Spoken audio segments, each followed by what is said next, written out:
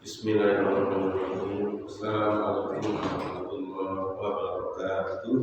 Pada kesempatan ini tema kita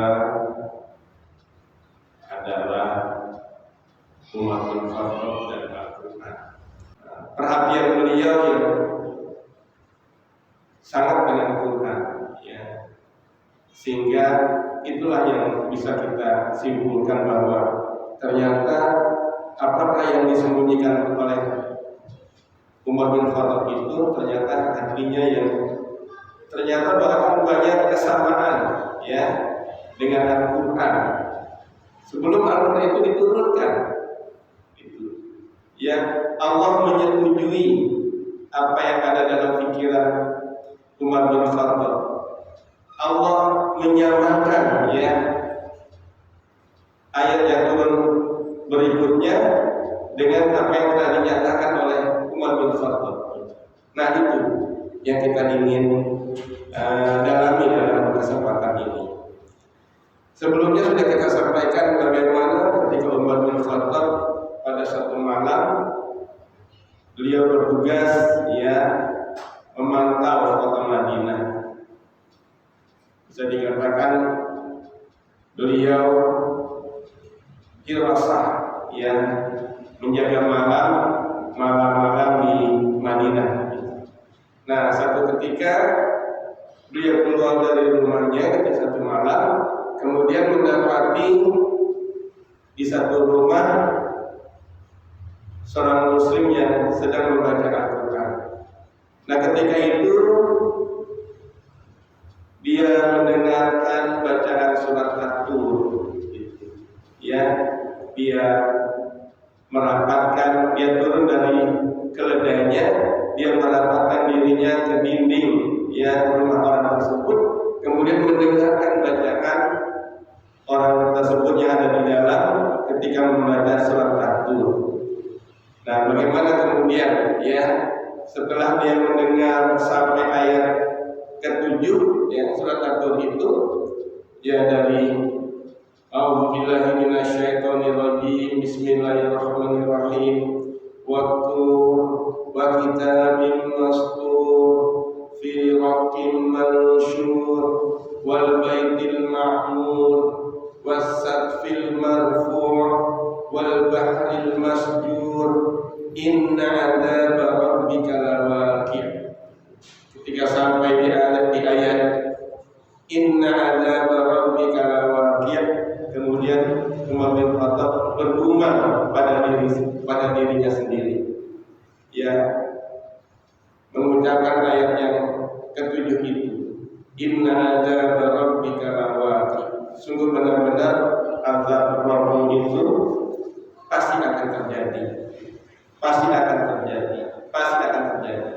Kemudian dia bergetar, ya, mendengarkan ayat itu, ya, dia bergetar, dia lemas, ya, kemudian dia naik kembali ke atas keledainya dan dia pulang. Berikutnya yang terdengar kabar dari Umar bin Khattab, beliau sakit, ya, selama 1 bulan. Para sahabatnya yang menjenguk beliau itu tidak ada yang tahu, ya, mengapa Umar bin Khattab sakit sampai begitu lama, ya, 1 bulan lamanya. Nah, ternyata kemudian, ya, ahli sejarah mengungkapkan bahwa Umar bin Khattab itu, ya, sakit karena begitu, ya, takutnya, ya, khawatirnya, ya, dengan ancaman ayat itu, inna adzaba rabbika lawaqi'. Sungguh benar-benar azab Rabbmu itu pasti akan terjadi. Nah, itu, ya, betapa, ya, hati Umar bin Khattab itu dengan Al-Quran begitu tersentuh, ya, membuat beliau bergetar dan, ya, lemas karena takutnya. Nah, inilah yang kita bisa pahami. Begitulah apa yang disembunyikan oleh Umar bin Khattab itu adalah bagaimana ternyata kedekatan hatinya dengan Al-Quran. Nah, pada peristiwa-peristiwa berikutnya, ya memang ternyata banyak ya ayat-ayat itu yang menyesuaikan ya apa yang dipikirkan oleh Umar bin Khattab, apa yang diinginkan oleh Umar bin Khattab. Seolah-olah ya ayat itu turun untuk memenuhi apa yang dipikirkan oleh Umar bin Khattab, apa yang diinginkan oleh Umar bin Khattab. Ini yang menarik yang menjadi kajian kita malam ini. Di antaranya adalah berkaitan dengan Umar bin Khattab dan pengharaman khamar. Ya, bagaimana turun larangan khamar itu banyak berkaitan dengan apa yang difikirkan oleh Umar bin Khattab, apa yang dirasakan dan diinginkan oleh Umar bin Khattab. Ayat-ayat itu turun seolah-olah memenuhi ya keinginan Umar bin Khattab tentang pengharaman khamar, minuman keras. Ya, berawal dari surah An-Nahl, ya, berawal dari surah An-Nahl ayat 67. Ya, kita lihat ya. Kita buka An-Nahl ayat 67. A'udzu billahi minasyaitonir rajim. Wa min samaratin nakhili wal a'nabi tattakhiduna minhu sakara wa rizqan hasana. Inna fi dzalika laayatan liqaumin ya'qilun. Dan dari buah kurma dan anggur kamu membuat minuman yang memabukkan dan rizki yang baik. Sungguh pada yang demikian itu benar-benar terdapat tanda kebesaran Allah bagi orang yang mengerti. Nah, di sini ayat ini menginformasikan ya bahwa dari buah kurma dan anggur itu bisa menjadi minuman yang memabukkan, tapi bisa juga menjadi rezeki yang baik. Minuman yang memabukkan pada satu sisi ini suatu hal yang buruk ya, karena merusak akal, tapi juga menjadi rezeki yang baik ya, bahwa buah kurma dan buah anggur itu bisa dijual jadi komoditas perdagangan. Nah, ada dua sisi. Umar melihatnya sesuatu yang memabukkan, selalu tidak baik, akan merusak akal, juga menjadi pengeluaran yang tidak berguna. Nah, itu jadi pikiran Umar bin Khattab. Umar bin Khattab ingin informasi yang lebih lanjut mengenai minuman yang memabukkan itu. Bagaimana keterangan Allah berikutnya mengenai minuman yang memabukkan itu? Nah, kemudian turun ayat berikutnya, kelanjutan dari ayat itu ya dalam surat yang berbeda, yaitu turun ayat Al-Baqarah ayat 209. Nah, kita lihat Al-Baqarah ayat 209. A'udzubillahi minasyaitonir rajim. Yas'alunaka 'anil khamri wal maisir. Qul fihima ismun kabir wa manafi'u linnas wa ismuhuma akbar min naf'ihima wa yas'alunaka madza yunfikun qulil haqq kadzalika yubayyinu Allahu lakumul ayati la'allakum tatafakkarun. Kita fokuskan pada yas'alunaka 'anil khamri wal maisir. Qul fihima ismun kabir wa manafi'u linnas wa ismuhuma akbar min naf'ihima. Ya, mereka bertanya kepada engkau ya Rasulullah tentang khamar dan judi. Nah, kemudian Allah memberitakan kul fihima ismun kabir. Di antara kedua itu ada dosa yang besar. Wa manafi'u linnas, tapi juga ada manfaat bagi manusia. Wa ismuhuma akbar min nafihima. Dan dosa keduanya itu lebih besar daripada manfaat yang bisa diperolehnya. Nah, di sini sudah kelihatan itu, ya, apa yang diinginkan oleh Umar tentang ayat yang lebih detail tentang khamar itu sudah dipaparkan oleh Allah, bisa dipahami, ya, bisa difikirkan, ya, antara minuman keras, ya, tentang minuman keras itu, ya, ada dosa, ya, ada manfaat, ya, minuman keras itu, ya, pajaknya luar biasa besar sekarang ini, ya, tapi dosanya itu lebih besar. Nah, manusia mulai diajak berpikir dengan akal pikirannya sendiri sebelum lebih lanjut Allah menurunkan hukumnya. Nah, begitu, ya, sebenarnya proses pengharaman minuman keras itu. Dari keinginan Umar agar tentang hal ini lebih jelas lagi, dia ingin lebih detail lagi. Allah jawab tuh, turun dengan ayat seperti ini. Nah, ketika Umar pernah berkata kepada Rasulullah ketika dibacakan ayat itu, ya, kata Umar bin Khattab, ya Allah, aku ingin lebih jelas lagi, ingin lebih detail lagi tentang khamar ini. Maka kemudian turun ayat berikutnya, gitu. Jadi berproses, ya, ada 4 ayat. Pertama surat An-Nahl, Al-Baqarah 219, kemudian turun lagi, ya, dalam rangka seolah-olah menjawab pemikiran, ya, harapan atau keinginan Umar bin Khattab. Ya Allah, jelaskanlah kepada kami tentang minuman keras lebih detail lagi.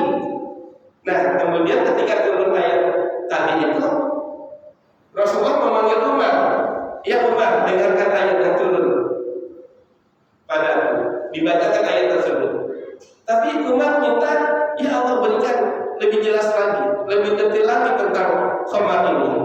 Maka turunlah ayat berikutnya, yaitu surat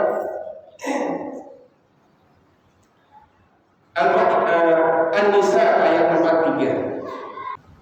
A'udzu billahi minasyaitonir rajim. Bismillahirrahmanirrahim. Ya ayyuhalladzina amanu la taqrabus shalah wa antum sukara hatta ta'lamu ma taqulun. Ya ayyuhalladzina amanu la taqrabus shalah wa antum sukara. Wahai orang-orang beriman, janganlah kalian mendekati sholat sedangkan engkau dalam keadaan mabuk. Gitu. Ini belum diharamkan, khamar masih belum diharamkan, gitu. Ya, baru dibatasi. Ini mengapa sampai berproses seperti ini?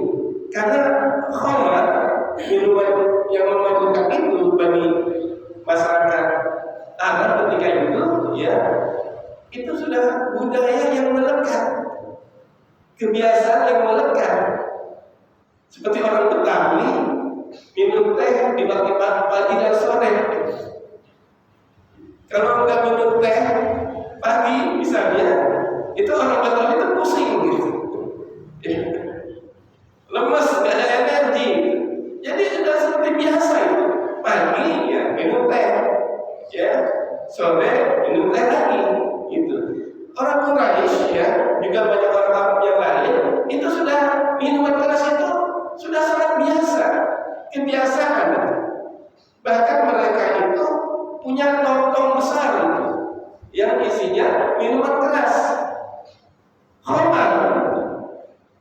Nah, itu seperti itu. Jadi ada prosesnya. Sesuatu yang sudah begitu melekat dalam kebiasaan mereka itu tidak diputuskan pengharapan itu sekaligus, tidak, tapi berproses, gitu. Nah, ini terkait dengan apa yang diinginkan oleh Umar. Umar tuh pikirnya itu sudah ke sana, gitu. Ya, sehingga dia minta, ya, kepada Allah, ya Allah, berikan keterangan kepada kami lebih jelas lagi, lebih detail lagi tentang bagaimana khamar ini. Nah, maka turun ayat itu. Ya ayyuhalladzina amanu la taqrabus shalah wa antum sukara hatta ta'lamu ma taqulun. Kita perhatikan ayat ini. Wahai orang beriman, janganlah kau dekati salat ketika engkau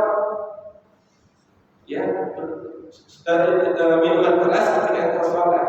Artinya di sini belum dilarang, tapi dibatasi waktunya. Kalau misalnya subuh, ya mau sholat subuh, ya tidaklah dengan minuman keras, tidaklah, karena dia baru bangun tidur, ya itu sholat. Nah, kemudian zuhur, itu panjang waktunya itu, dari pagi sampai zuhur itu panjang waktunya. Apakah mereka mau minum minuman keras dulu, ya sampai waktunya itu ada renggang sampai zuhur? Tapi apakah mereka pagi-pagi yang harus bekerja dan sebagainya harus minum keras dulu? Gitu. Nah itu sulit, ya. Nah kemudian dari zuhur ke asar sangat dekat, gitu. Mereka akan mencegah diri mereka. Gitu. Nah dari asar ke maghrib juga begitu dekat, gitu. Ya, kemungkinan besar, ya antara subuh dengan zuhur, ya kapan waktunya itu, ya mereka bisa mengajak teman-temannya minum minuman keras, ya minum khamar, karena waktunya panjang dari sholat. Ya kemungkinan itu, tapi ya apakah mereka tidak bekerja, ya mereka bekerja, mereka berdagang dan sebagainya.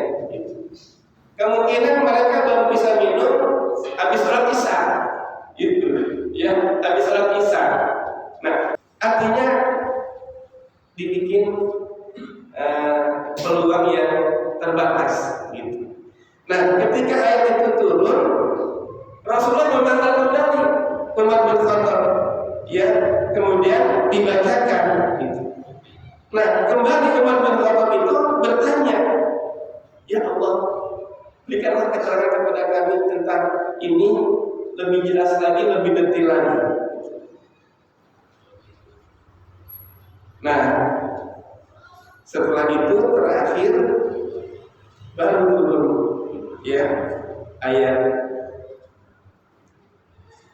berikutnya,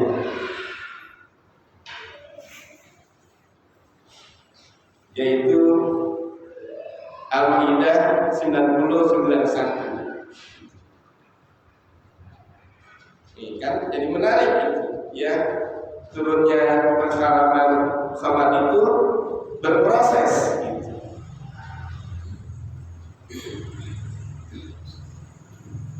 A'udzu billahi minasyaitonir rajim. Bismillahirrahmanirrahim. Ya ayyuhalladzina amanu innamal khamru wal maisiru wal ansabu wal azlamu rijsun min amali syaitan fajtanibuhu la'allakum tuflihun.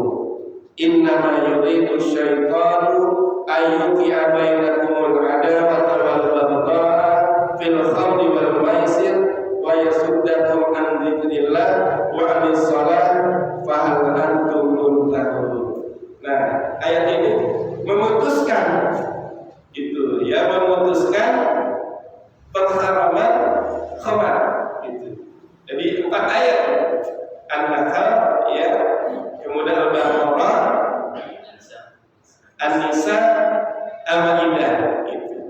Ya ayyuhalladzina amanu, wahai orang-orang beriman, innamal khamru wal maisiru wal ansabu wal azlam rizqun min amali syaitan. Wahai orang-orang beriman, sesungguhnya minuman keras, berjudi, berkurban untuk berhala, dan mengundi nasib dengan anak panah adalah perbuatan keji, rizqun min amali syaitan, masuk dari amalan perbuatan syaitan. Ya, dijelaskan bahayanya, ya, dijelaskan apa akibat buruk yang akan bisa didapatkan, ya, kalau masih melakukan perbuatan-perbuatan itu, khususnya khamar. Innama yuridu syaitan ayyuqi'a bainakumul adawa dengan minuman khamar dan judi itu, setan hanyalah bermaksud menimbulkan permusuhan dan kebencian di antara kamu dan menghalang-halangi kamu dari mengingat Allah. Wa yasuddakum an dzikrillah, dan juga dari melaksanakan sholat. Maka tidakkah kamu berhenti? Itu. Fal antum muntahun, maka apakah kalian tidak berhenti? Setelah dijelaskan ya kemudaratannya, bahayanya ya dari minuman khamar itu sudah komplit itu, ya sudah jelas sekali, sudah gamblang, ya tidak ada lagi kesamaran, ya tidak ada lagi ketidakjelasan. Apa yang diinginkan, yang diharapkan oleh Umar bin Khattab sudah terjawab semuanya. Itu. Jadi begitu tuh, Umar bin Khattab menginginkan ya tuntas itu tentang masalah khamar dari Allah sendiri, ya melalui ayatnya, dan Allah penuhi itu semua. Kan selalu ditanyakan oleh Umar bin Khattab setelah ayat itu dibacakan, ya Allah, berikanlah kepada kami lebih detail lagi, lebih jelas lagi tentang khamar itu. Artinya tentang keputusanmu ya Allah tentang khamar ini. Ya, lebih detail lagi, lebih jelas lagi. Akhirnya sampailah, ya ini yang sudah sangat detail. Ya, ya ayyuhalladzina amanu innamal khamru wal maisir wal ansab wal azlamu rizqun min amali syaitan. Memang ditambahkan dengan hal-hal yang lain. Tapi awalnya itu ya kita bicarakan tentang bagaimana keinginan umat agar kejelasan status ya hukum khamar itu di sini didapatkan. Fajtanibuhu la'allakum tuflihun. Innama yuridu syaitan ayyuqi'a bainakumul adawah wal baghdha fil khamri wal maisir wa yasuddakum, dan mencegah kamu an dzikrillah wa anis shalah. Itu. Ya, khamar itu mencegah kamu dari ya berzikir kepada Allah. Ya, di antara bagian dari zikir kepada Allah itu salat. Itu. Yang dari apa tadi ya dibatasi dengan salat, bahkan itu akan menghilangkan zikir kepada Allah dan salat. Mencegah kamu dari berzikir kepada Allah dan salat. Tidak ada artinya zikir dalam keadaan mabuk, ya. Tidak ada artinya salat kalau dalam keadaan mabuk. Fahal antum muntahun, nah itu. Ya, apakah kau tidak berhenti juga? Nah, kalau sudah seperti ini, nah ayat ini memutuskan tentang hukum khamar. Itu. Jadi begitu tuh, ya proses komunikasi tentang pengharaman khamar dari Allah melalui ayat-ayat yang bertahap ini itu sampai sedemikian rupa. Kita bertanya, kenapa sampai sedemikian rupa? Ya karena khamar itu sudah begitu melekat, sudah begitu mentradisi dalam kehidupan orang-orang Arab ketika itu.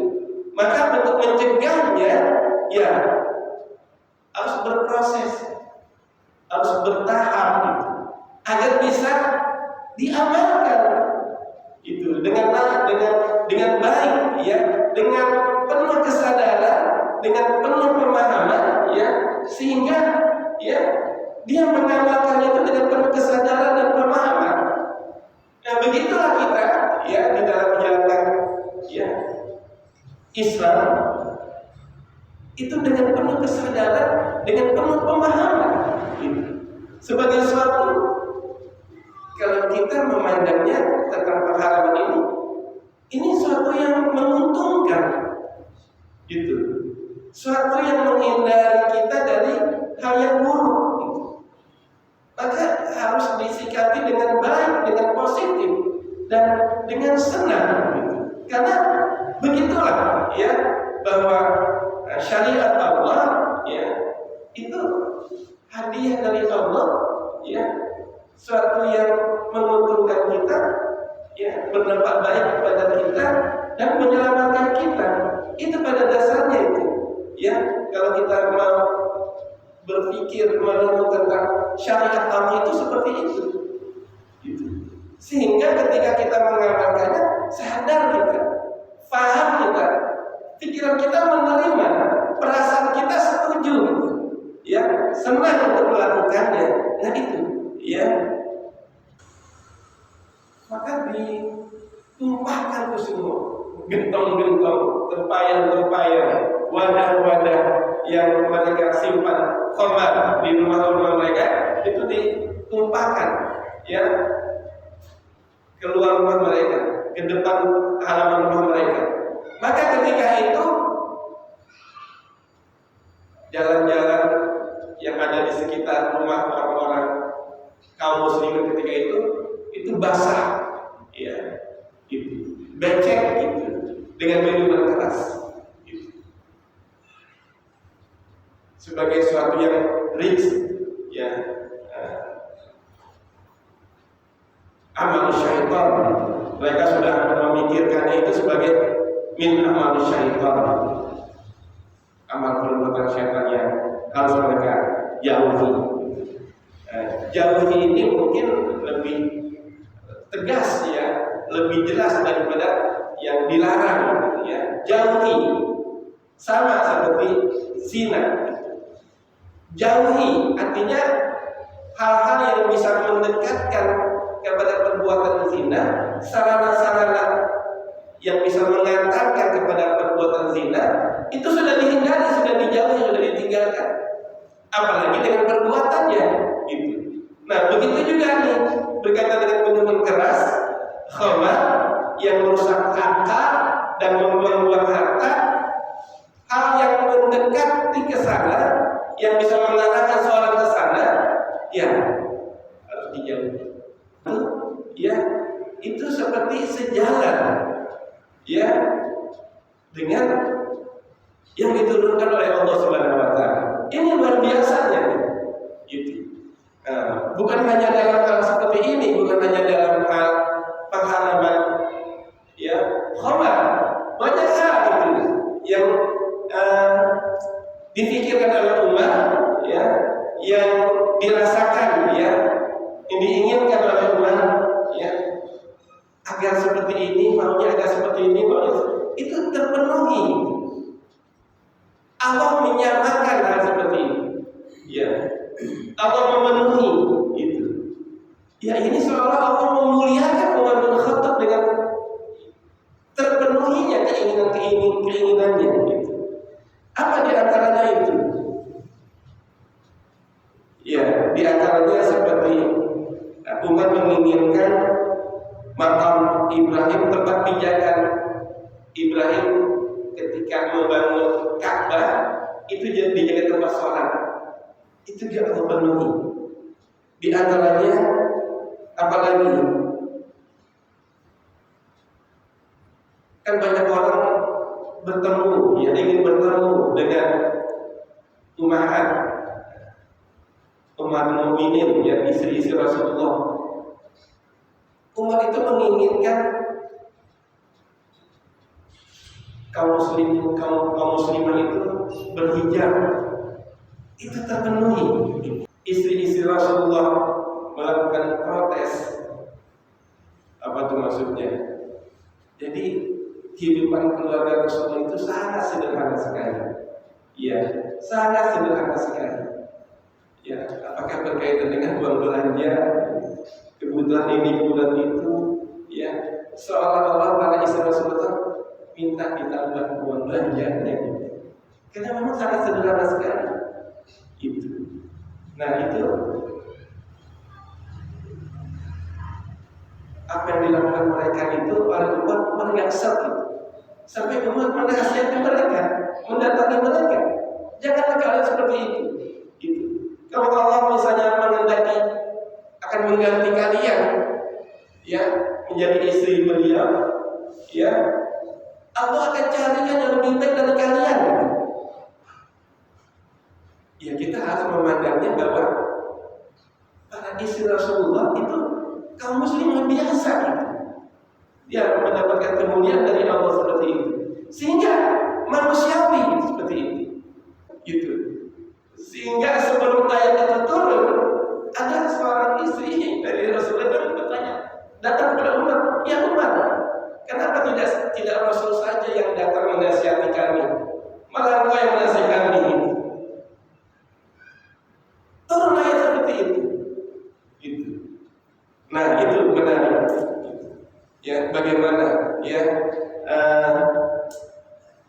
pikiran, perasaan, keinginan yang ada pada diri Umar itu disetujui, ya, dipenuhi.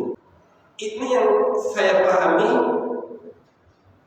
apa yang disembunyikan oleh Umar bin Khattab itu lebih baik daripada apa yang dia tampakkan.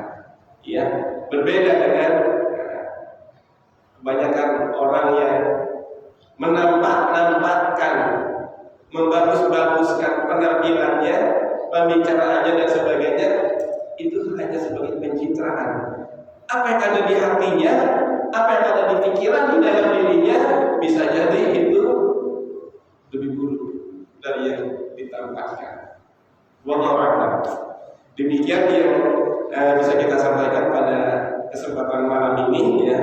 Insya Allah memberikan izin kepada kita untuk melanjutkan kajian-kajian kita tentang Umar bin Khattab, ya. Insya Allah pertemuan ke depan kita akan berbicara dan masih tentang Umar bin Khattab, jihad, ya. Umar bin Khattab dan jihad. Wabillahi taufiq wal hidayah. Wassalamualaikum warahmatullahi wabarakatuh.